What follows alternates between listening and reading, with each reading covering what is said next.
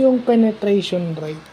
Okay? Sa marketing, yung penetration rate is yung number of customers over the total number of people targeted times 100%.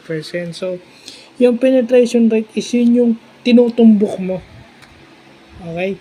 Ilan yung mga taong tinatarget mo ang napabili mo ng product mo. O yun ang ibig sabihin.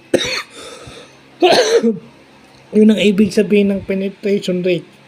Kaya may times 100% kasi express as percentage. And then yung heavy usage index is yun yung yun yung average total purchases ng brand customers. Okay, yung average total purchases nung customer mismo nung brand over yung average total purchases nung buong market. Okay? Yun yung ratio between the brand and yung similar product. Okay? O yung similar product pero different brands. Yun yung heavy usage index.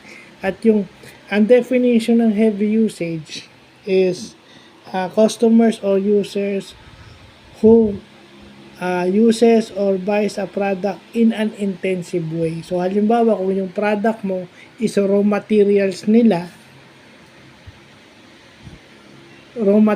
ng kanilang negosyo, so, they are considered heavy users. Diba? Kung yung product mo is main ingredient ng kanilang pagkaing tinitinda, halimbawa, mahilig silang magbenta ng ulam sa karinderya. So, ibig sabihin, yung baboy, baka, gulay, isda, ganyan. Pati yung bigas, bumibili sila ng marami kasi yun yung pinaka-main product ng kanilang negosyo. Nagtitinda sila ng ulam tsaka ng kanin, di ba? So, yun. Heavy usage, yun ang halimbawa. Di ba? Yung heavy usage, yun yung maramihan bumili. At saka talagang ginagamit nila yung product mo. Kasi yung penetration rate at saka yung heavy usage index is one of the components to determine yung market share.